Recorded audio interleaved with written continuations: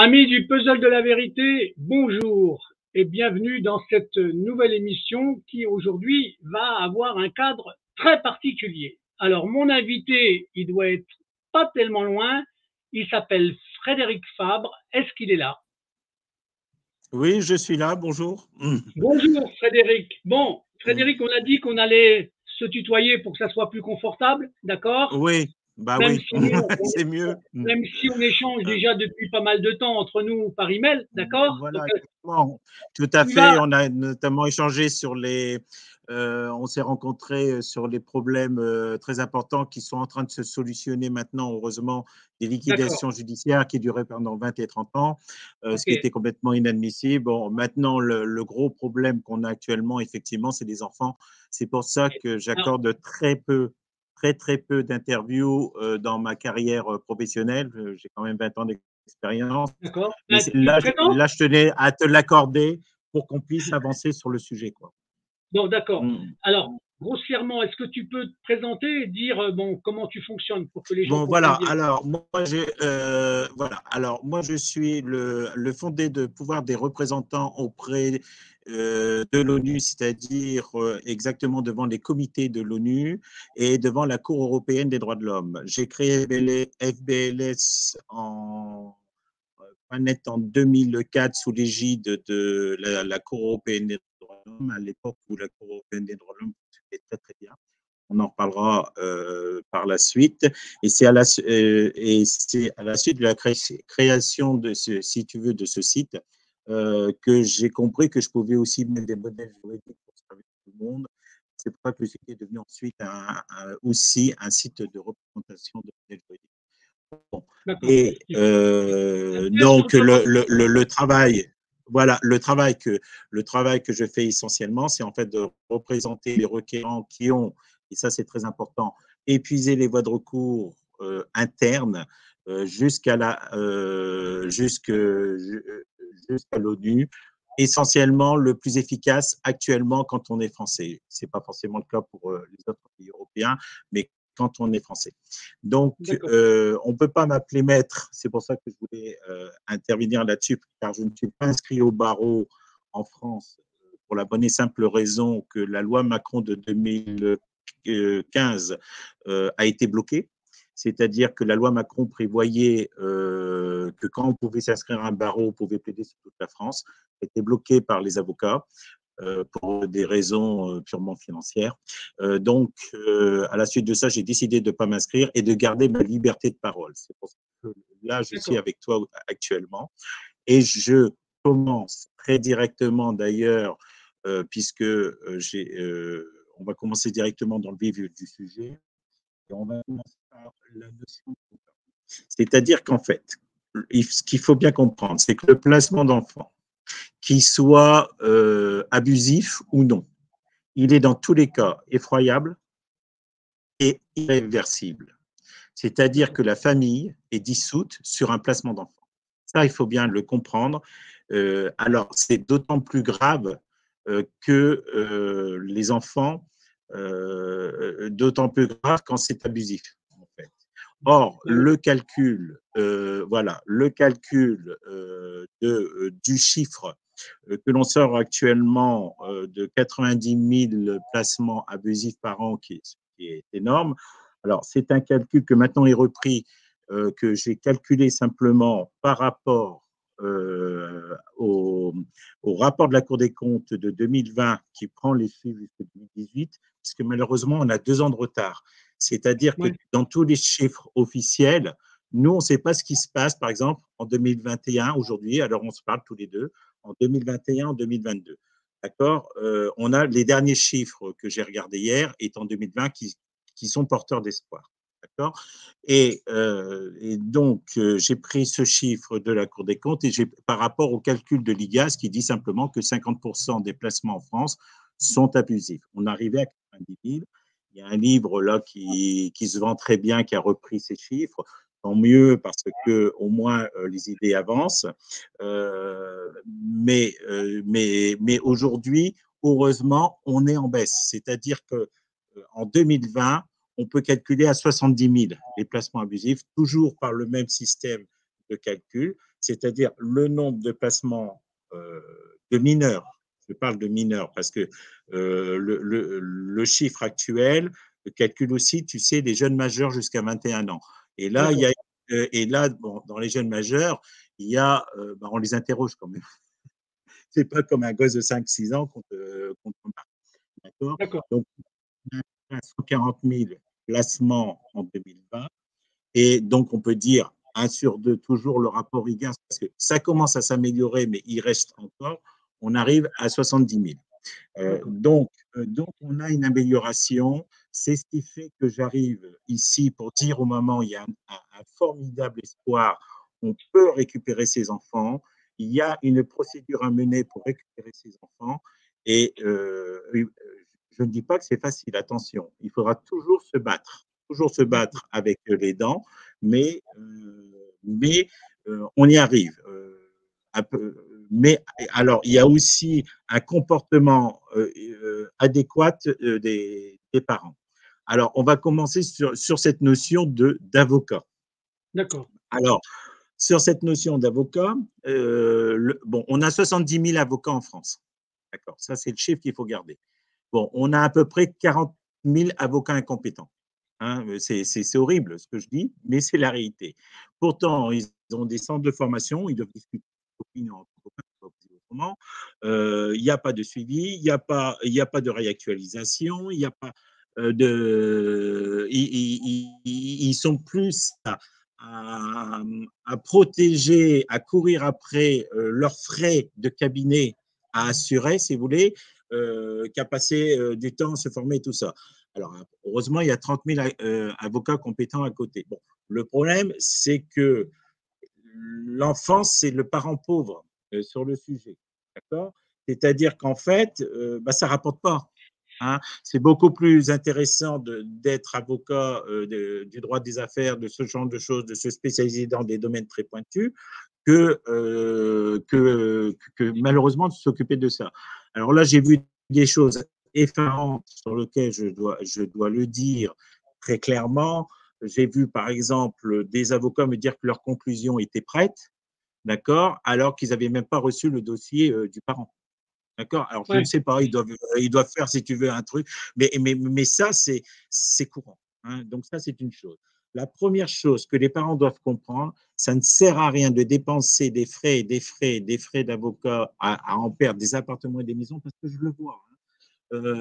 Ça ne sert à rien parce que c'est de l'argent presque jeté malheureusement par la fenêtre.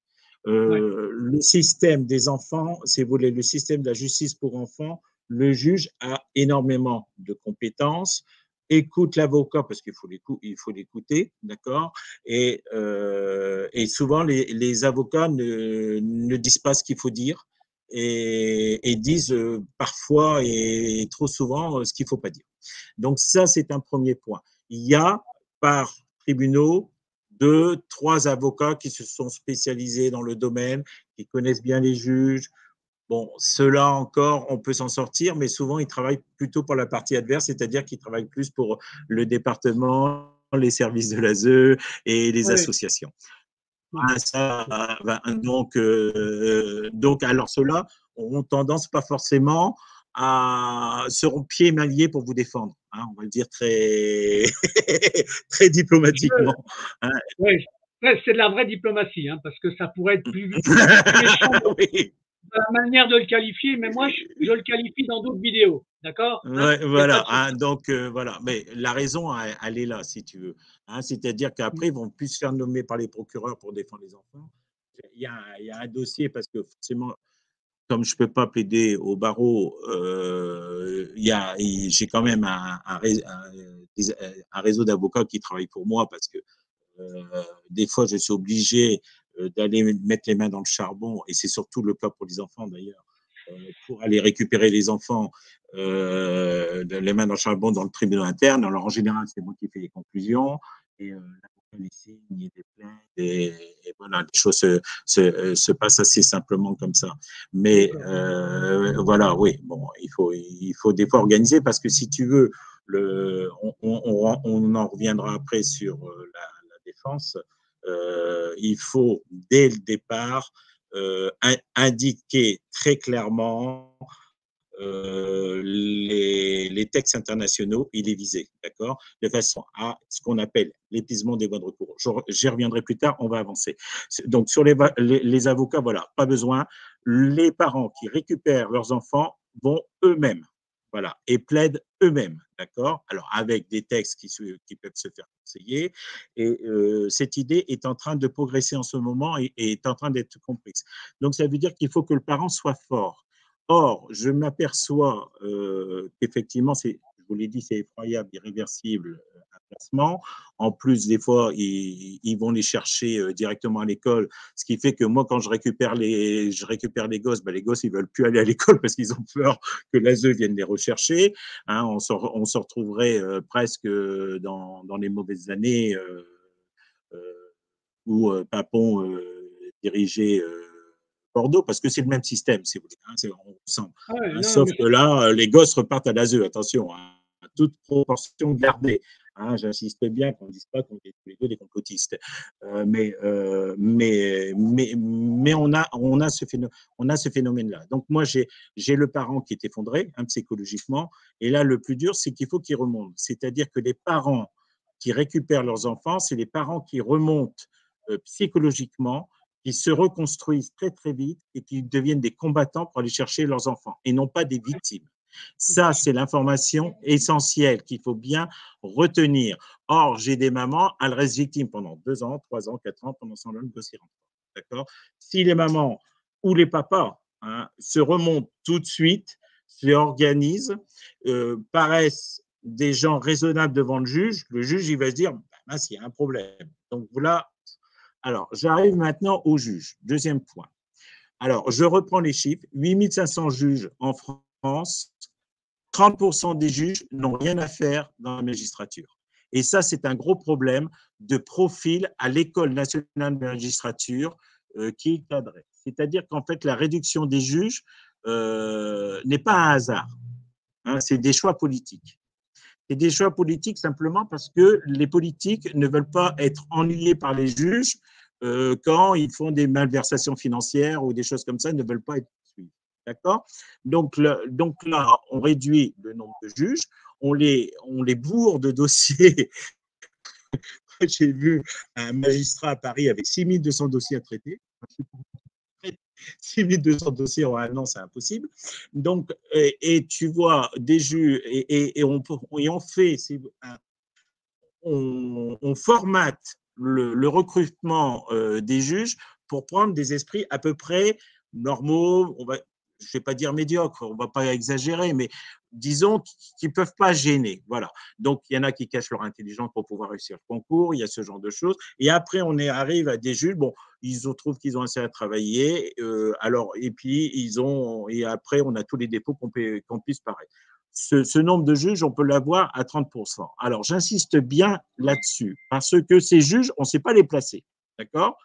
On les place ouais. où dans les choses qui intéressent le moins, c'est-à-dire le JAF, et là, on remet aux enfants, et beaucoup aux juges des enfants. Je dis beaucoup, pas tout. Parce que dans le juge des enfants, alors là, vous êtes dans une roulette russe. Soit vous avez des super juges, soit vous avez des juges très médiocres. Mais vous n'avez pas l'entre-deux. D'accord. Parce que le super juge, c'est celui qui a une vraie volonté de s'occuper des enfants. Ouais. Je donne pas, on ne va pas donner de nom aujourd'hui parce que je ne veux pas que notre vidéo devienne un jeu de personnalité. Mais je prends par exemple, il y a un super juge qui est arrivé à Nevers, elle fait un boulot fantastique, elle a été voir les foyers, elle a été voir les trucs. Bon, ça c'est exceptionnel, quoi. Je veux dire, mais malheureusement, c'est pas ça dans toutes les villes. Hein. Bon, j'insiste sur Nevers parce que le département de Nevers, c'est un des plus gros placements d'enfants en France. Hein. On y reviendra après. Donc ça, sur les juges, il faut bien le comprendre. C'est-à-dire que vous avez, en clair, vous n'avez pas les meilleurs juges. Quoi. Hein, ça, c'est surtout au niveau du JAF. Hein, vous avez les juges qui sont ostracisés, on ne sait pas où les mettre, et ben hop, ils vont se taper le JAF. Hein, ils essayent d'être nos meilleurs, ils ont des difficultés à se faire nos meilleurs, et voilà. Quand il y a une faute du juge, n'allez pas au Conseil supérieur de la magistrature. Ça ne sert à rien. Ils sont là pour vous foutre de se foutre de votre gueule en tant que. Mais, le mot n'est pas trop fort. C'est du mépris. C'est du mépris. C'est du mépris vis-à-vis du justiciable. Et là, c'est là-haut, ils regardent les dossiers. Bon, dossiers que vous écrivez de recours sur ces 5 dernières années. Alors, ces 5 dernières années, j'ai regardé il y a un mois, mais j'ai retenu, il y a à peu près 350 plaintes individuelles.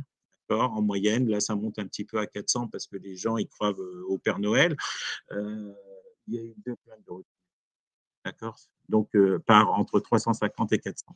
Donc, c'est tout, voilà, de plaintes de retenue. Alors, il faut une réforme. Ils vont faire une réforme. Ils vont essayer de changer les choses.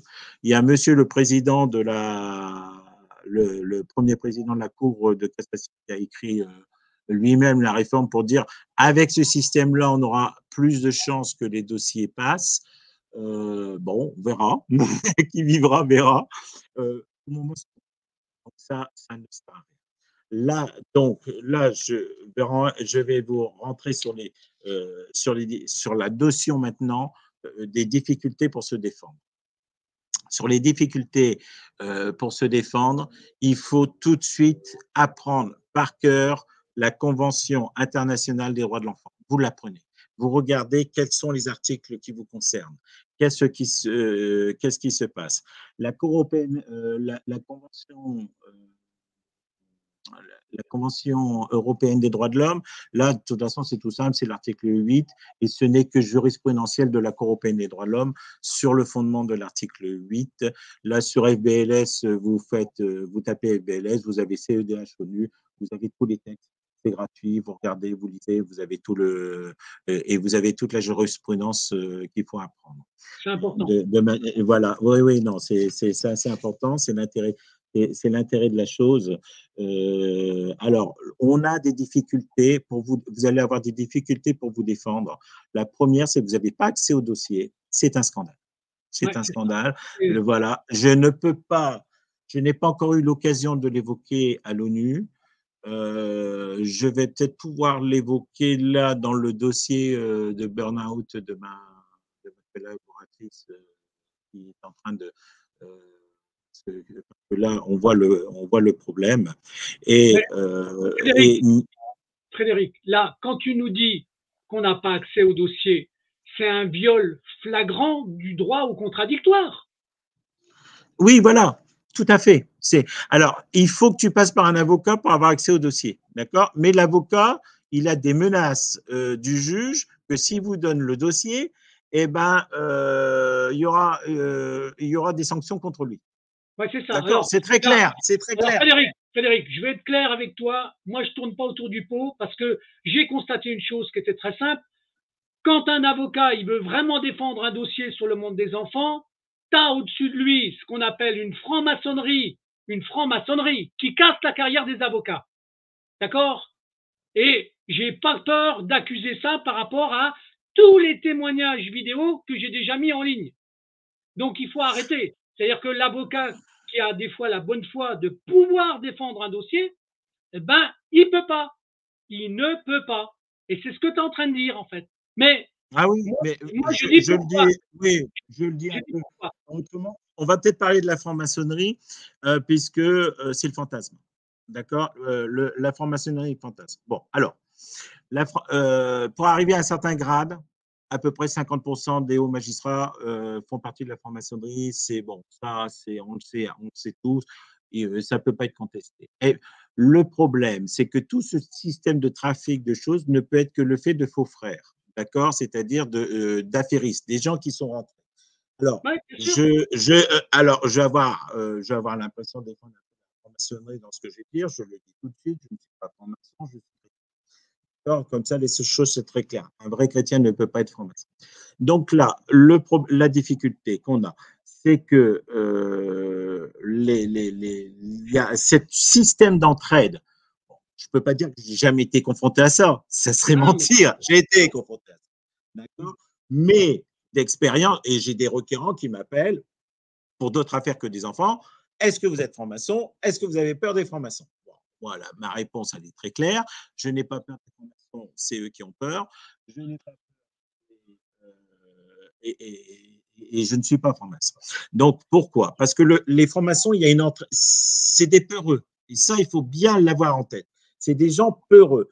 C'est-à-dire que quand le truc commence à monter en vrille, en machin, en truc, et là, je l'ai encore vu pas plus tard que cette semaine, où l'avocat n'a pas été déposé les conclusions sur ordre, Ouais, avec un juge qui sort de son tribunal pour chercher après l'avocat pour recevoir les conclusions parce qu'il sait qu'il casse une vente dans une liquidation judiciaire.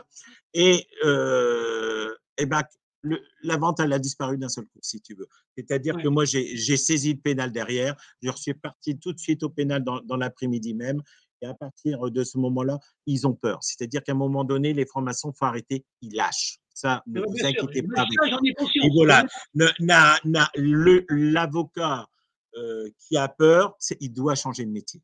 Je le Ah, non, mais dis très clairement, il doit changer de métier. Les avocats qui travaillent avec moi, bah, j'ai les dossiers, je les regarde. Quoi.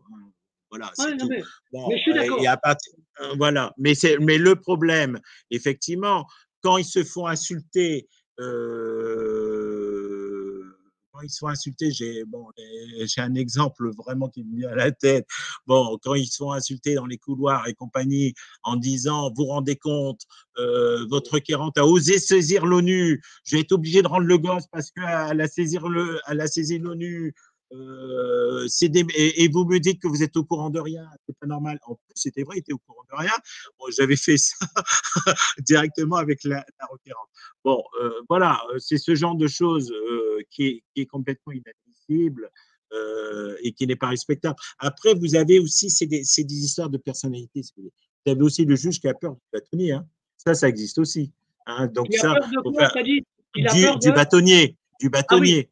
Hein, d'accord. d'accord. Bon, la plupart des bâtonniers en France, alors là, je vais être très diplomatique, ne sont pas forcément les plus intelligents des avocats. Ouais, Pourquoi? Parce qu'un un avocat, dans les 30 000 avocats, là, ceux qui sont compétents, ceux-là, ils bossent. Quoi.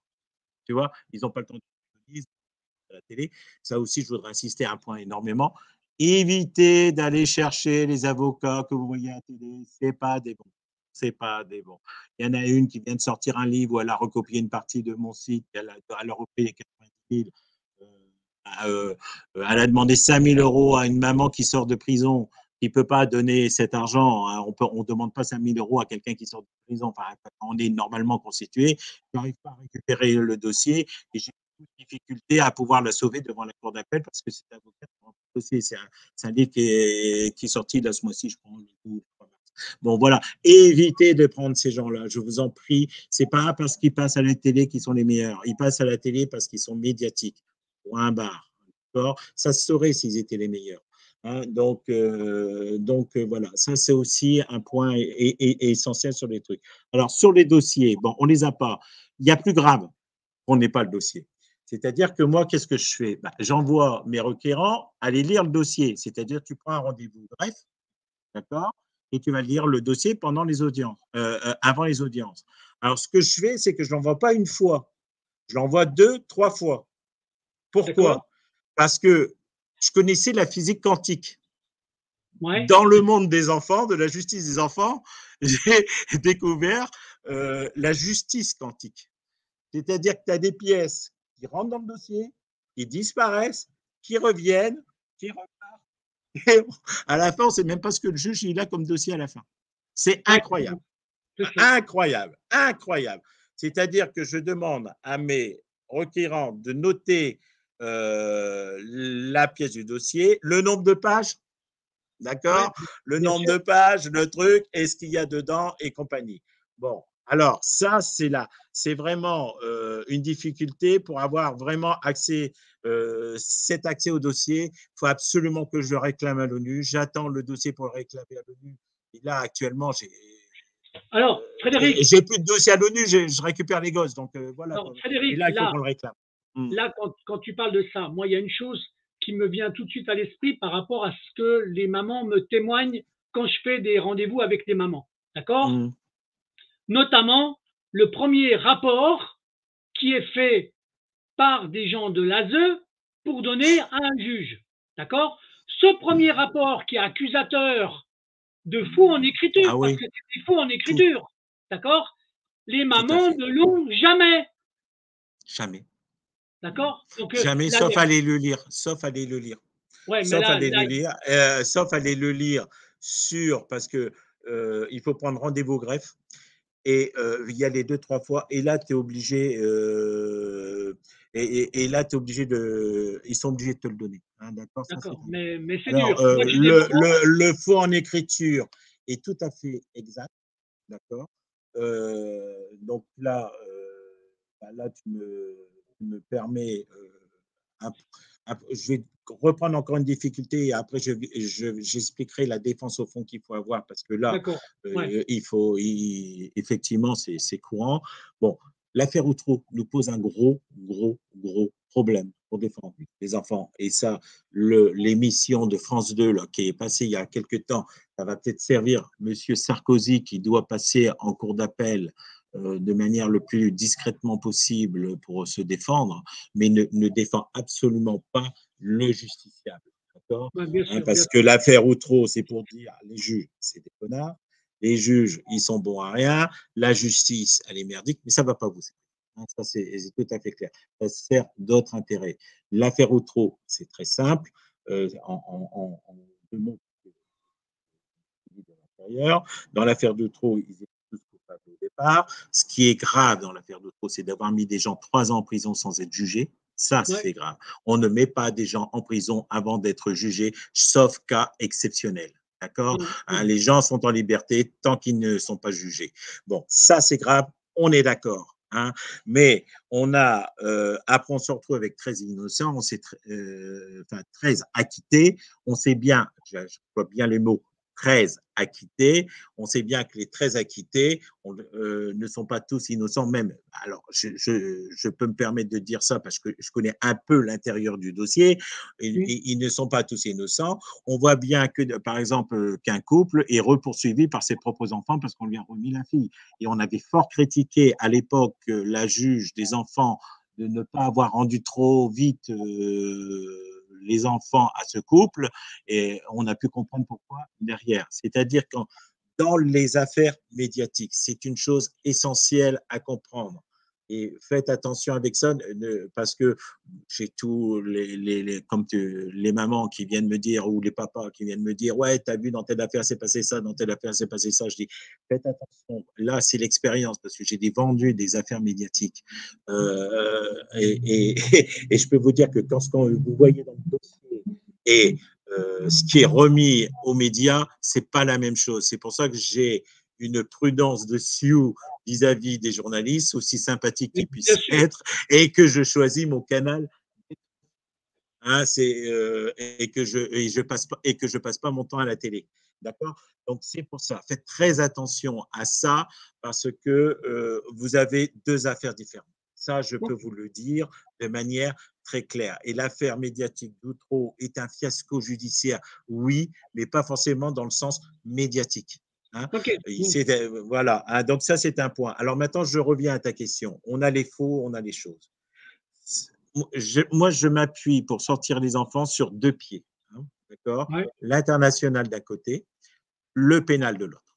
Il ne faut D'accord. pas hésiter. Alors, le pénal, on a des difficultés sur le plan pénal, c'est-à-dire qu'en fait, dans le plan pénal, la grande difficulté que nous avons, c'est qu'en fait, on va juger des gens qui ont fait des faux, qui travaillent habituellement avec les juges dans leur tribunal.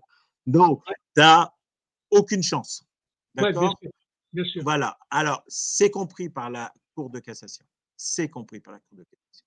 Vous Ouais. avez l'article 665-2 du Code de procédure pénale qui permet le dépaysement. D'accord. Comment fait-on? Comment fait-on? 2 solutions.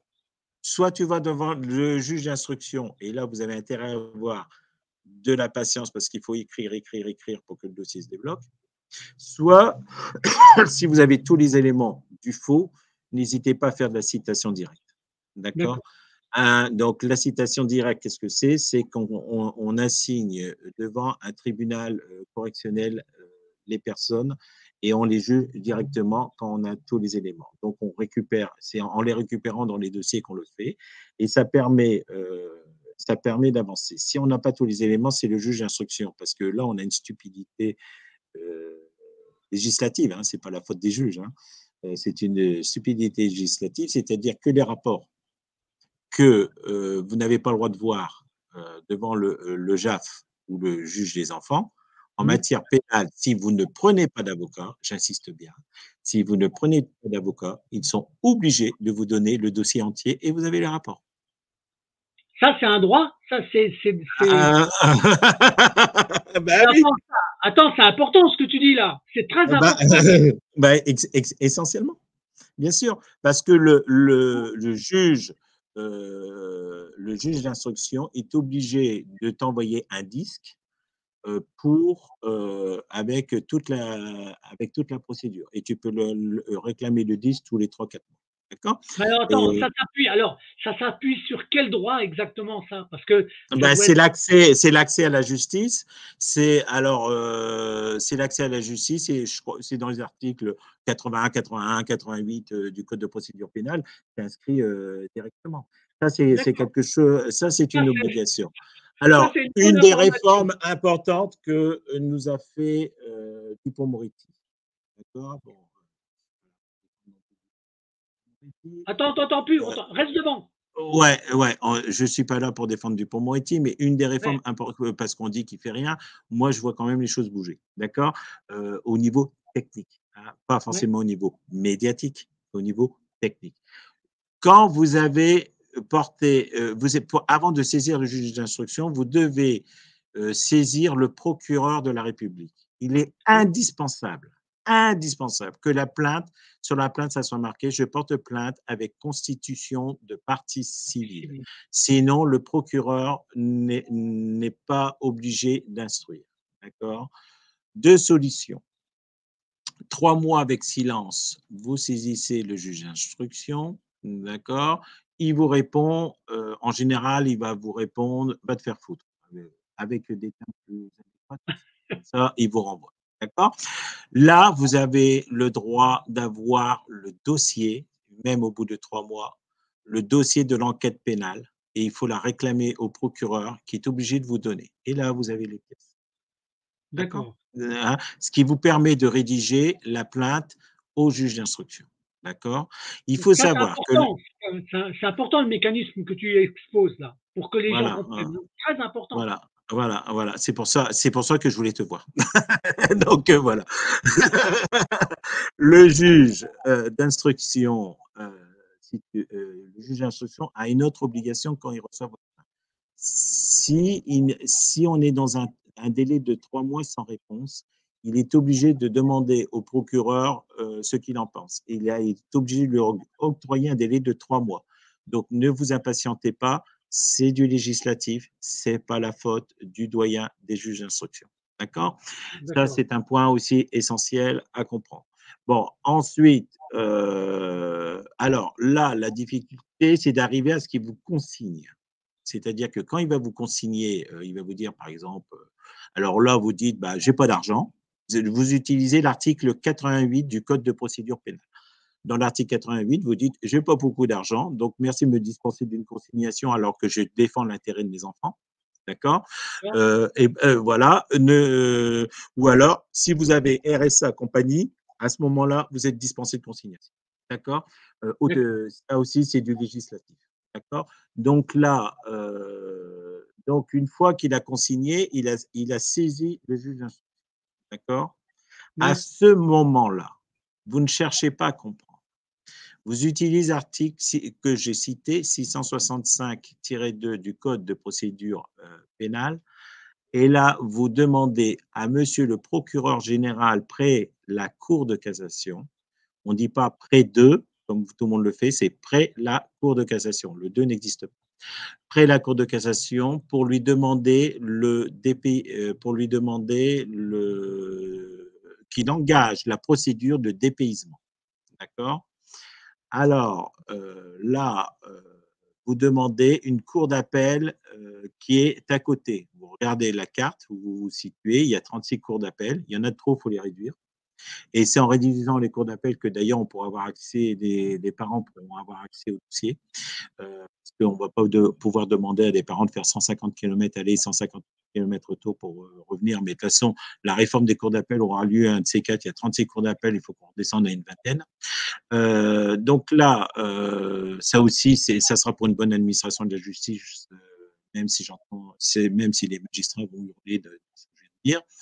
Mais il faut, à partir, donc j'étais sur les trucs, vous écrivez et vous choisissez une cour d'appel. Vous dites, voilà, j'aimerais bien un tel cour d'appel. Le procureur va s'adresser à votre procureur général sur lequel ça dépend de votre affaire. D'accord? Là, dans ce cas-là, le procureur général, il va pas pouvoir se faire dire autrement qu'effectivement, les magistrats sont très mal à l'aise pour juger des gens avec qui ils travaillent quotidiennement. Voilà, hein, tout simplement. Donc là, le dépaysement est de droit. Alors, ça, c'est dans le cas de l'instruction. Maintenant, on va parler du cas de la citation directe. Alors, la citation directe. Il y a une coutume qui n'est pas connue, qu'il faut faire très attention. Et il y a l'article qui peut bloquer, qui est l'article 392 du Code de procédure pénale. D'accord, puisque la citation directe est fixée essentiellement par l'article 392 et 392.1 du Code de procédure pénale. Donc là, qu'est-ce qu'on fait? On lance la citation directe. Donc, on va voir son petit huissier et on le lance dans une juridiction qui est ailleurs que vous choisissez. Évitez, alors là, vous regardez aussi votre carte, évitez de vous retrouver dans la cour d'appel, votre cour d'appel habituelle. D'accord? Vous prenez une autre, donc vous prenez la cour d'appel qui est autour. Vous êtes obligé d'assigner devant le tribunal de la cour d'appel. D'accord? Là, j'ai un exemple qui me vient à la tête. Quelqu'un qui est sur Saint-Brieuc, il a voulu assigner en dehors de la cour d'appel de Rennes. Il a choisi la cour d'appel de Caen. Il a pris le tribunal de Coutances. Il s'est fait jeter simplement parce qu'il fallait prendre la cour d'appel de Caen. Attends, j'ai pas entendu. Il s'est fait jeter parce que de Coutances, qui dépend de la cour d'appel. Il faut qu'ils prennent le tribunal de Caen. C'est-à-dire que tu dois prendre le tribunal de la cour d'appel. D'accord? Tu comprends? D'accord. Par exemple, tu vas devant la cour d'appel. Je prends un exemple. De Montpellier, tu prends le tribunal de Montpellier. Tu ne prends pas le tribunal de Béziers ou le tribunal de Narbonne, d'accord? Si tu prends le tribunal, si tu prends la cour d'appel de Bourges, tu ne prends pas le tribunal de Nevers ou de Châteaudun. Tu prends le tribunal de Bourges, d'accord? Ça, c'est essentiel. Donc, tu fais la signalisation. Donc là, il faut téléphoner pour avoir une date d'audience au tribunal. En général, c'est ce qu'il fait, hein, quand il est à peu près compétent. Tu prépares l'assignation. D'accord.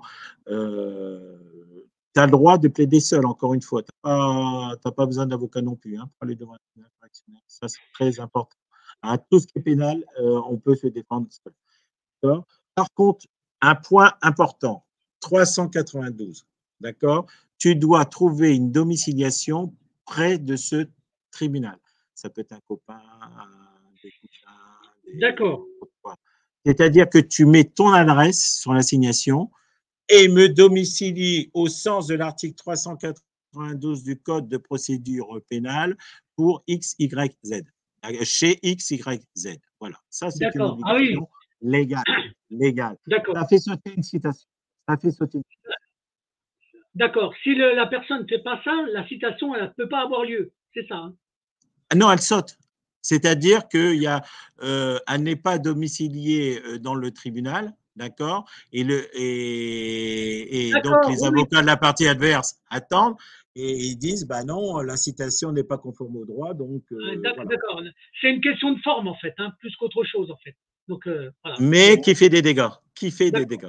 D'accord. Ben, ça, c'est bien de le dire, parce que tu vois, c'est une information qui est très importante, en fait, très importante. Bah, et une information très importante, et puis et je vais te dire franchement, 70% des avocats ne la connaissent pas. Hein. Oh, ben, tu vois, on est là. Je te le dis. Hein. Bon, eh ben, on est là Donc, pour non, non, c'est une catastrophe. Hein. bon, Les ben justement, avocats en elle va France, être ils sont utile. Ce petit rendez-vous, il va être utile, Frédéric. Franchement, il va être utile. Hein. ouais, c'est fait pour. Hein. Oui, Donc, bon, alors, maintenant, on va passer à l'international. D'accord. d'accord. Donc, au niveau international, là, on a des difficultés. Tout est balisé en France vers la Cour européenne des droits de l'homme. D'accord. C'est-à-dire, vous n'êtes pas content, vous faites un, vous allez à la Cour européenne des droits de l'homme, les magistrats vous le disent et de compagnie. Pourquoi? Parce que la Cour européenne des droits de l'homme protège les fautes des magistrats. On en est arrivé à un point dont je fais partie aujourd'hui, et ça a bien marché, hein. C'est un point où aujourd'hui où moi je refuse d'aller devant la Cour européenne des droits de l'homme parce que la Cour européenne des droits de l'homme repose la question autrement pour pouvoir rejeter la requête ou le recours. D'accord. Ouais, mais ça, Or, voilà. Or, moi, quand j'emmène mes gens, bon, j'essaie quand même de gagner. Hein. Donc, voilà. Donc, c'est pour ça que j'ai choisi ces dernières années l'ONU. Avant, j'étais content d'avoir la Cour européenne des droits de l'homme quand Kadhafi dirigeait les droits de l'homme à l'ONU. C'est-à-dire que, si tu veux, tu as deux systèmes judiciaires, tu en as un troisième qui est en train de monter en puissance actuellement, c'est la Cour de justice de l'Union européenne. Et là, j'ai de passer par le jeu. Là, cette semaine, je vais en faire une de Cour de justice de l'Union européenne. Mais la Cour de justice de l'Union européenne, la grande difficulté, c'est que tu n'as pas le droit d'y aller en direct. Tu dois y aller par un intermédiaire. Alors, soit tu passes. Alors, tu peux y aller en direct que contre parce qu'il y en a qui vont dire si, si, c'est marqué sur Internet qu'on peut y aller en direct. Ce n'est pas précisé comment. Tu peux aller en direct uniquement contre une institution européenne et pas contre un État. Or, nous, nos problèmes, c'est contre un État, celui de la France, celui qu'on parle actuellement. Donc, là, deux solutions. Soit tu passes par le juge, d'accord, au niveau interne, c'est-à-dire que tu poses des questions. Ce n'est pas au juge de poser des questions, c'est toi à bien les poser, donc il faut bien réfléchir à les poser. La plupart des avocats ne savent pas le faire, c'est pour ça qu'ils s'adressent à moi pour préparer les questions. Donc, ça, c'est une chose.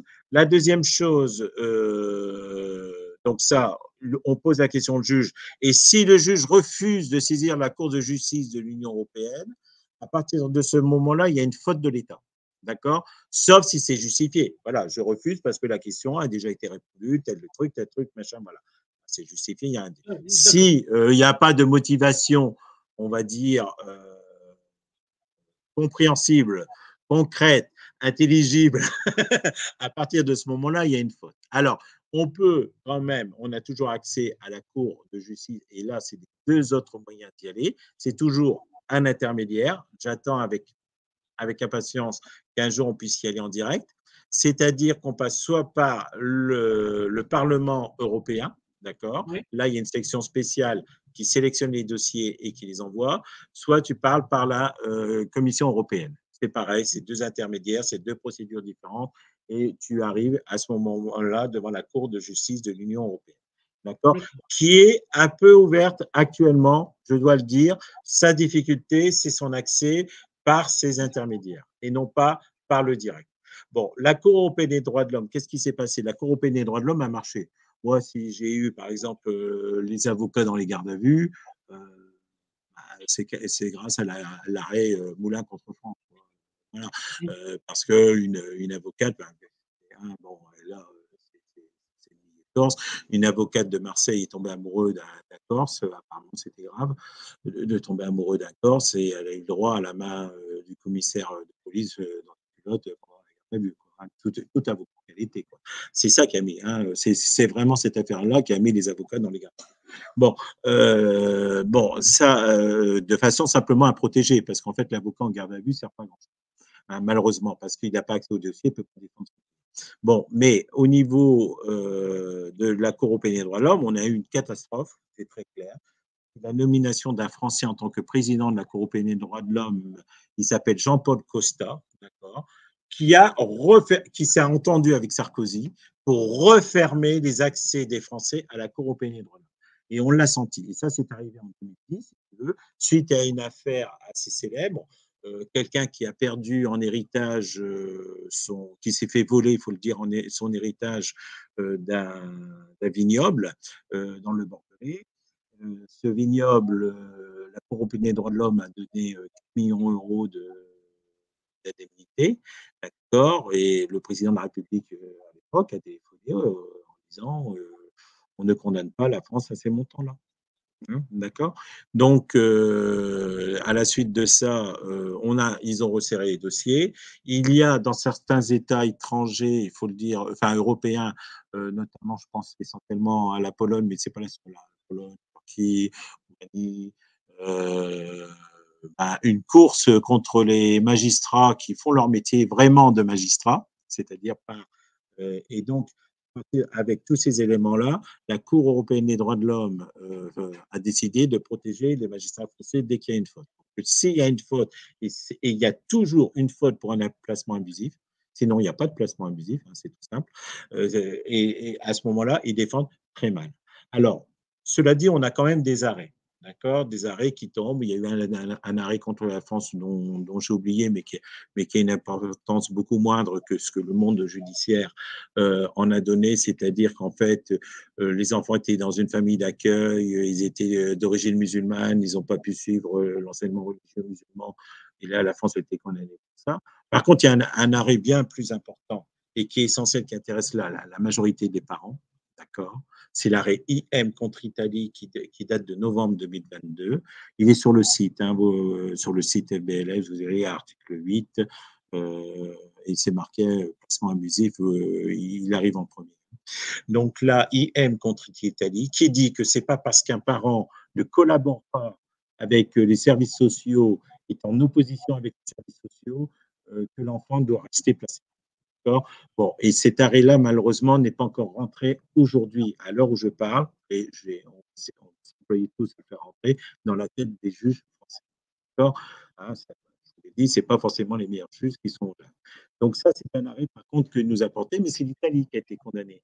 Hein, donc, ce n'est pas la France. Voilà. D'accord. Donc ça, c'est une chose importante. Bon, ensuite, après, on a l'ONU. Alors, l'ONU, essentiellement en matière d'enfants, on va dire qu'il y a 3 comités importants. Il y a, moi j'ai toujours récupéré les enfants essentiellement par le comité des droits de l'homme, d'accord, à Genève. Parce que la France n'avait pas signé la convention pour les enfants. Jusque 2016, c'est applicable. Ça a commencé à être applicable en 2017. Donc, tant que les choses se mettent en place, le truc. Bon, moi, la première fois que j'ai saisi ce comité pour enfants, ça devait être en 2020. Ouais, 2020, où j'ai mis 9 mois. Mets-toi bien droit, mets-toi bien droit. Ouais. 2020 où j'ai récupéré l'enfant, d'accord. Bon, alors on a le comité des droits de l'homme qui est qui fonctionne, ça, il n'y a pas de souci. Il y a le comité des enfants qui fonctionne aussi, hein, très bien. La difficulté qu'on a avec le comité des enfants, c'est que si les enfants ne sont pas rendus avant que l'arrêt ne soit rendu, c'est qu'il y a un problème des parents au niveau interne. Voilà, je le dis très clairement. C'est-à-dire que là, j'ai un parent, si le parent n'est pas dans une position adéquate pour récupérer son enfant, là, au niveau interne, j'ai un blocage. Donc là, il faut, dans ces cas-là, la politique classique est de faire ça passe ou ça casse, c'est-à-dire on relance en tapant sur la table le comité repart de l'autre côté et on avance. D'accord. Bon, et vous avez, parce que malheureusement, l'ASE aime bien ce type d'enfant parce qu'il y a quand même des problèmes de business, hein, ça tu l'as évoqué dans une autre vidéo, mais c'est tout, malheureusement c'est vrai. Il y a le problème des enfants handicapés. Donc là, on peut aussi saisir le comité des personnes handicapées.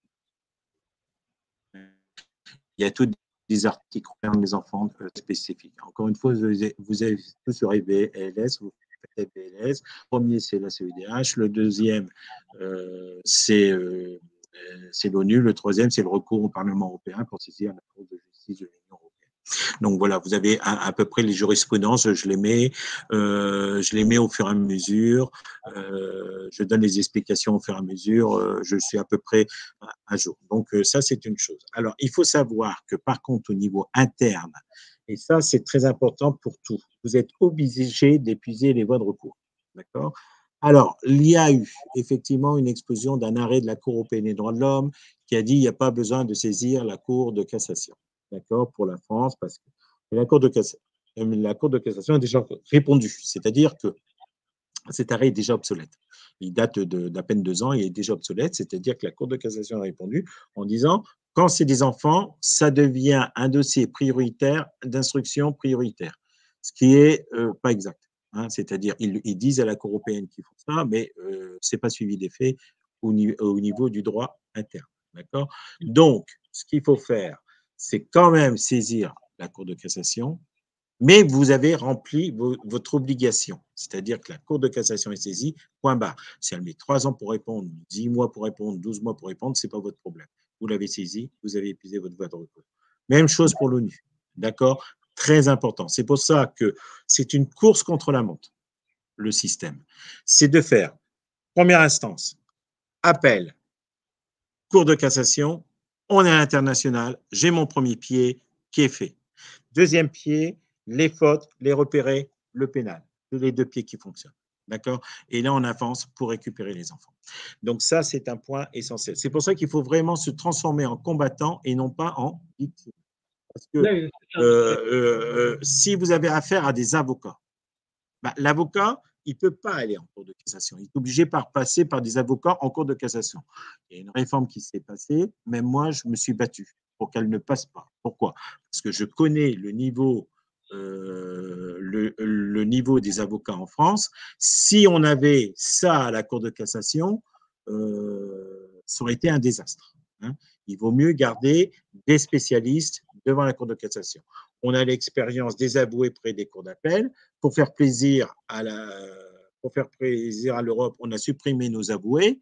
Et ben, je peux vous dire que c'est un bordel sans nom. Hein. Le mot n'est pas trop fort. Parce que aujourd'hui, les avocats qui sont incompétents, ils doivent vous représenter à la cour d'appel. Ils n'arrêtent pas de faire des erreurs. Et quand c'est un dossier qui ne les concerne pas, ils s'en foutent. Ils ne donnent pas leur ministère applicable alors qu'ils sont obligés de le donner puisque c'est applicable pour pouvoir saisir la cour d'appel quand vous venez d'ailleurs, que vous avez un autre avocat. C'est le cas que j'ai eu là, il y a 15 jours avec les francs-maçons qui ne déposent pas les conclusions à l'audience. Quoi. Hein, voilà, bon, ça, c'est une catastrophe. Alors, la solution pour la cour d'appel, d'accord? Parce que il y a 2 cas. Vous avez le droit vous avez le droit, vous êtes obligé d'avoir un avocat, vous n'êtes pas obligé d'avoir un avocat. En première instance, que ce soit le JAF ou le juge des enfants, vous n'avez pas besoin d'avocat, vous pouvez y aller tout seul. Une exception, c'est quand il y a une question de retrait d'autorité parentale. Hein, d'accord? Là, c'est tout. Bon, en cours d'appel, quand vous êtes devant le juge des enfants, vous n'avez pas besoin d'avocat. D'accord. Donc là, vous vous débrouillez, vous y allez tout seul aussi. L'exception, le retrait de l'autorité parentale. Enfin, C'est d'accord. que le juge des enfants qui peut le faire. Hein. Le JAF ne fait pas de retrait de l'autorité parentale, il fait une suspension de l'autorité parentale. Ce n'est pas la même. Donc là, on a donc là, devant le JAF, malheureusement, vous êtes obligé d'avoir un avocat et c'est là que la difficulté commence, effectivement. Donc là, le plus simple, c'est de prendre un avocat sur lequel vous entendez bien, ce qui est rarement le cas. Bon, voilà, il faut suivre l'affaire, passer par le juge des enfants le plus possible, où là, vous pouvez y aller tout seul. Hein, d'accord. Quand vous êtes obligé d'aller dans le JAF, de toute façon, pour le placement, c'est plutôt une question de juge des enfants. Hein. Donc, voilà. Bon, donc c'est ça le système. Hein, et avec toutes ces difficultés. Donc, à l'international, on a vu sur l'ensemble des choses. Maintenant, je voudrais quand même donner avant, des éléments donc, sur ces histoires de placement d'enfants. On a une difficulté parce que ce qui intéresse les parents, c'est deux choses. D'un côté, tu as le placement des enfants et le deuxième problème, c'est l'enfant. Alors ça c'est beaucoup plus compliqué par contre. L'enfant qui est chez le parent toxique, d'accord, le parent violeur, le parent qui frappe l'enfant, et en face, vous avez à défendre, dans mon cas, le parent protecteur. Là, je vais vous dire que le parent protecteur, il subit des attaques bien plus fortes. D'accord? Pourquoi? Parce que si l'enfant, il est dans le parent toxique, c'est parce qu'il y a automatiquement connivence et corruption. Il ne peut pas y avoir d'enfant placé chez le parent toxique sans connivence ni corruption. Je donne des exemples d'expérience. Le grand-parent qui est retraité de l'ASE, donc qui fait récupérer l'enfant chez son fils qui viole le gosse. J'ai les experts qui font des rapports d'expertise contre le parent protecteur en disant qu'elle est folle, qu'il est fou, parce que ça concerne aussi bien un père qu'une mère. Parce que je suis désolé, mais chez les mères, les enfants peuvent aussi se faire violer, je le vois. Alors, ça peut être par un cousin, par un neveu, par le nouveau compagnon, par tout ce que vous voulez. Et là, on a simplement des experts qui font un rapport sur l'autre parent sans même le voir. C'est-à-dire, il dit, bon, lui, il est fou. Il n'a pas vu, hein. Il ne sait même pas qui c'est, quoi. Tu vois le truc, quoi. Bon, tout ça, c'est du pénal, hein. Ça, il ne faut pas chercher. La solution, c'est le pénal, hein. C'est de poser le dossier au pénal. Dès que vous avez le dossier au pénal, c'est une réussite. On a aussi, dans ce genre de choses, des difficultés des juges qui ne savent pas les conséquences d'un viol sur un enfant. Ils ne s'en rendent pas compte. J'ai entendu pas si longtemps que ça, un de mes requérants a entendu pas si longtemps que ça. Ah, mais un enfant, il se porte beaucoup mieux un viol qu'un adulte, hein, ils sont beaucoup plus solides, hein. Ils ne se rendent pas compte que le viol qui est enterré aujourd'hui, non, non, mais clair, hein, et un bon juge en plus. Un bon juge. C'est-à-dire que j'ai gagné. Putain, c'est dingue. Non, non, mais c'est dingue. D'accord? Bon, il ne se rend pas compte que le viol, le gosse va le construire et il va le ressortir à des moments cruciaux de leur vie. La rencontre avec le la copine, le passage du bac, les vacances, les 40 ans, tout ça, ça ressort de manière exceptionnelle. C'est indélébile, c'est marqué, c'est important. Ça, il faut le savoir. Quand vous avez un enfant qui est placé, la grande difficulté aussi, c'est que les enfants, vous avez de grandes chances que vos enfants se fassent violer dans les foyers. Par qui? Par les autres enfants. D'accord? Essentiellement. D'accord? Et là, c'est une chose, et ils subissent une violence complètement inouïe. Moi, j'ai un dossier, c'est complètement dingue. Le gosse, il a violé je ne sais pas combien de jeunes filles en foyer. Donc, dans les foyers, ils ne veulent plus le garder, quoi, parce que là, ça devient assez surpeau. D'accord? Ça devient une catastrophe. Ils reprennent le gosse, ils le mettent avec la fille, avec une gamine de 5 ans dans la famille de la mère. Bon, bah, forcément, qu'est-ce qu'il fait? Il continue, hein, d'accord? Alors, du coup, ils mettent un service d'ASE et compagnie d'assistante sociale. Le gosse, il ouvre sa braguette, sort son engin et il lui dit je te suivrai pas si tu me caresses pas. Donc, donc elle se vire aussi le gosse derrière, quoi. On a des situations extrêmes de genre de choses comme ça. J'ai aussi une magistrate, pour revenir à l'affaire sur la non-compréhension du viol, une magistrate qui me dit ah, je préfère être violée que d'être récusée. Parce que la récusation est l'arme atomique. D'accord? C'est l'arme atomique. Pourquoi? J'en sais rien. Mais j'ai même lu un rapport. Il a été effacé, c'est malheureux parce que, bon, il y a 15 ans de ça, mais à l'époque, j'étais moins aguerri que maintenant. C'est-à-dire que j'enregistrais pas les conneries que la Cour de cassation sortait. Maintenant, je les sors et je rigole. Au moins, je trouve que tout le monde a le droit de rire. Mais il y avait un rapport de la Cour de cassation qui comparait la récusation à un viol. Hein, tout à fait, que c'était le viol, c'était le crime le plus. Pourtant, la récusation, il y a un modèle ici. Vous pouvez l'emmener pour les difficultés. Ça, c'est le troisième point. Vous préparez une récusation toujours dans votre poche quand vous allez devant le tribunal. le Grand Conseil, 2 exemplaires, un pour le greffe et un pour. Vous demandez gentiment au juge de se déporter. S'il ne veut pas se déporter, vous le récusez. Mais vous demandez d'abord au juge de se déporter. Alors attention sur la récusation, qui est une arme à double tranchant. La récusation, c'est quoi? C'est-à-dire, en fait, on saisit le premier président de la cour d'appel pour dire bah, je ne veux plus de ce juge-là, tu m'en mets un autre. Et la récusation, il ne faut l'utiliser que pour les audiences. Et durant les audiences, il faut créer ce qu'on appelle ça un incident. Il faut créer l'incident. Il n'y a pas plus menteur qu'un magistrat qui se défend. Il faut bien l'avoir en tête. Et ce qu'il faut faire, c'est qu'il faut prendre les phrases qui vous sortent, qui sont complètement terribles, genre ce que je viens d'entendre, ce que je viens de vous dire, les phrases terribles ou une animosité contre vous, un regard vraiment méchant, terrible sur vous, puisque ça peut servir. Et là, vous dites, ah, incident, vous avez dit ça comme ça. Je le note, donc sur le modèle, il y a la place pour le mettre. Vous notez à la main, vous arrivez au bureau, vous notez, voilà, je vous récuse.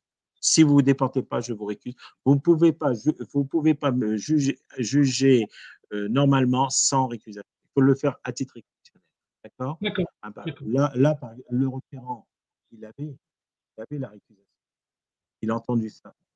Il a senti que c'est des choses allaient dans le bon sens. Il ne l'a pas fait, on a gagné. C'est pour ça qu'il faut faire attention. On ne compte pas aussi contre soi. Hein. Mais la récusation, il faut toujours l'avoir. D'abord, ça vous donne une force intérieure, vous verrez. J'ai une récusation, il ne peut rien m'arriver, j'ai une récusation. Ça vous donne une force intérieure qui est très importante. Voilà. Alors, au niveau, donc, comme je te l'ai dit tout à l'heure, bon, les 90 000, je t'ai expliqué d'où vient ce chiffre, c'est un chiffre qui commence à être et tant mieux. En 2020, on a à 70 000. On n'a pas les chiffres de 2021. Là, il faut s'attendre à une petite remontée parce qu'en 2021, on a eu des histoires de Covid et compagnie. Et il y a eu des violences. Par exemple, j'ai regardé les chiffres en Corse, là où parce qu'en fait, en Corse, il y a 30 placements. Aujourd'hui, il y a entre 30 et 40 placements par an en Corse, pas plus, pour 360 000 habitants sur l'île. Et voilà, mais c'est des chiffres à prendre en compte. Et là, il faut regarder de manière, et j'ai vu qu'au moment là, du truc, eh ben, ils avaient 30 placements ordonnés par les procureurs en Corse par mois parce que ça, donc, il y a eu une explosion. Ce qui ne veut pas dire à ce moment-là que c'est forcément et ça, c'est une autre notion. Ce qui est le plus grave et qui me révolte vraiment le plus, c'est les placements sur une fusion avec la mer. D'accord? Ouais, bien sûr. Voilà. Heureusement, il y a une circulaire qui est passée qui interdit maintenant les fusions. Ça, c'est bien. La deuxième, il y a le SAP. Bon, ce n'est plus enseigné, alléluia, à l'École nationale de la magistrature. Le SAP, c'est le syndrome d'aliénation. C'est des choses qui ont été créées par des psychologues qui sont plus proches de la boule de cristal que de la science et pour défendre plus ou moins quand même des idées de pédophilie. Hein, D'accord. Ouais, c'est des idées américaines et ça, c'est une chose qui est vraiment extrêmement très grave. Hein. Donc bon, ça commence à être supprimé. Hein. Mais on a eu beaucoup, c'est ce qui a quand même expliqué le doublement des placements de 2009 à 2018. d'accord, d'accord, d'accord. Bon, Hein, en tout cas, bon, c'est riche d'enseignements tout ce que tu dis. Hein. Franchement, ça va être utile. Hein. Je te le dis. Hein. ah, c'est pour ça que je t'ai pris pour le faire. Donc là, Je t'ai pris pour le faire parce que si on est plusieurs à prendre les bonnes méthodes, à travailler, à avancer, ce fléau, c'est un fléau. C'est un fléau même bien sûr, national et démocratique. bien sûr. On va pouvoir se supprimer. Alors, sur Mais, les enfants, ouais, je t'écoute. donc là, parce que là, là, j'arrive au terme quand même du créneau que je m'étais mis pour l'enregistrement. Mais on a pratiquement tout dit. D'accord. J'ai trois trucs à dire, importants. Vas-y, vas-y, vas-y, vas-y. Et après, on n'en finit pas. On peut faire du tourisme pour protéger ses enfants. tous les départements ne placent pas, on a parlé de la France, tous les départements ne placent pas les enfants. Vous avez des rapports donc, qui viennent directement du ministère. Je l'ai mis sur mon site internet à la page CID, vous les verrez, de la DRIS, D-R-2-E-S. Et vous avez un rapport du nombre de placements d'enfants par département. Vous verrez que c'est très variable. Il faut vous dire une chose. Si vous êtes dans 1% des enfants du département placés, d'accord, c'est des chiffres normaux. Si vous dépassez, vous arrivez à plus d'un et demi, 2,45 comme je vois la Nièvre, il y a du business. Il y a un truc qui ne va pas. Or, la Nièvre, donc là, je reviens à un point extrême. Vous avez par exemple au 90, d'accord. Et là, j'ai un président de département qui est exceptionnel dans l'Hérault que tout le monde reconnaît. En Vendée, vous êtes à 1%. Bon, là, pareil. Alors, je fais exprès de prendre droite et gauche.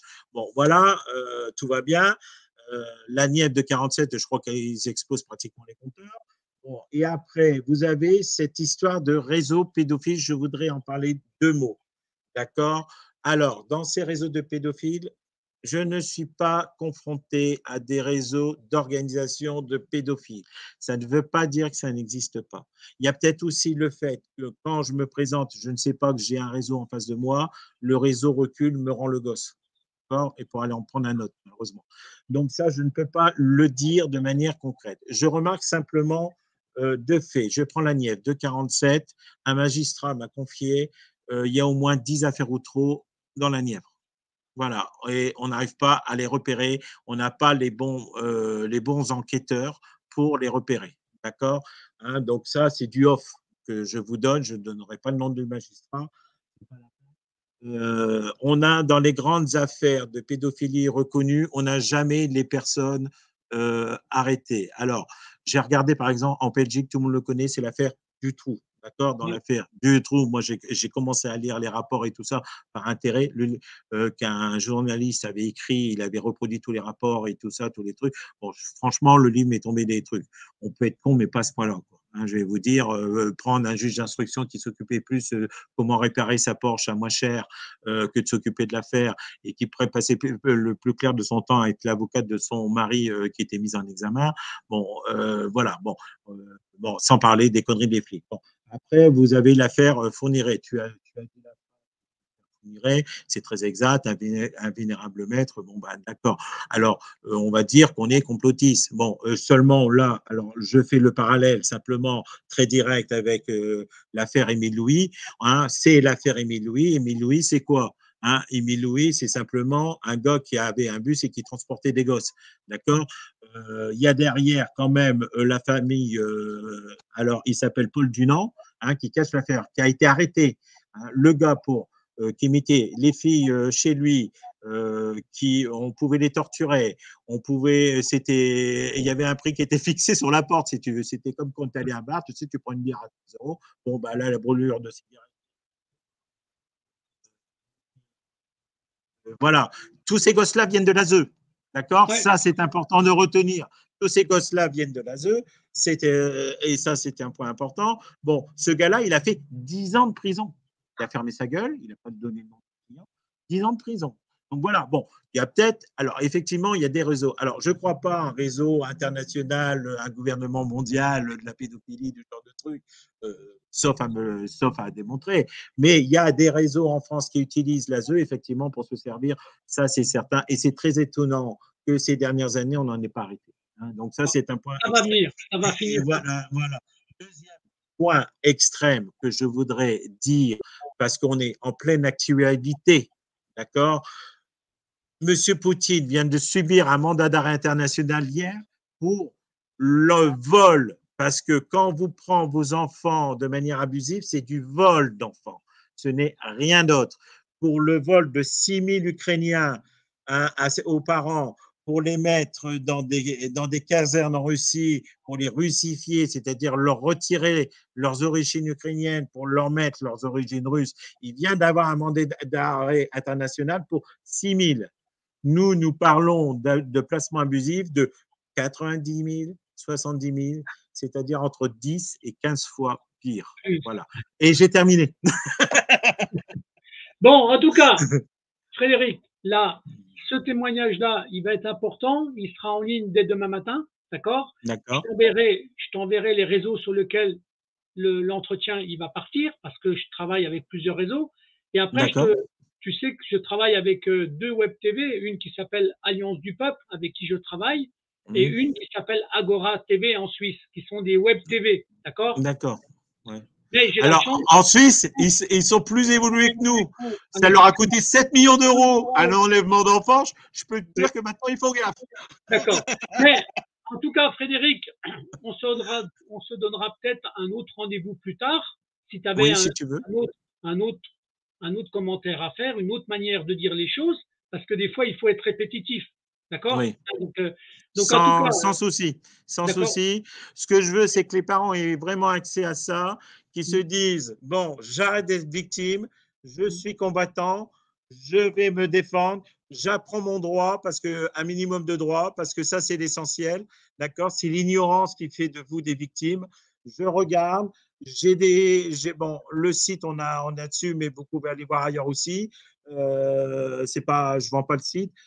Mais je regarde, j'apprends mon droit, j'y vais et je récupère mes enfants. Voilà. Et d'accord. plus vite vous vous remontez mentalement, voilà, et plus vite vous allez récupérer vos enfants. Il est anormal que des enfants soient passés par 5 ans, 6 ans. Ça vient aussi là du moment des parents. Alors, on peut, effectivement, je comprends très bien qu'on peut avoir des parents qui sont tout à fait normaux quand ils vivent avec leurs gosses, mais qui subissent cette chose qui est effroyable. Effroyable, j'en ai bien conscience, mais c'est à eux à se remonter. C'est pas eux qui sont violés, c'est leur gosse. D'accord? Ça, c'est une chose qui est importante. Et ils doivent penser d'abord à l'intérêt supérieur de l'enfant et à rien d'autre. Ça, j'insiste beaucoup là-dessus parce que c'est vraiment l'essentiel. Et à partir de ce moment-là, il y a ce qu'il faut pour travailler. Les outils sont en place.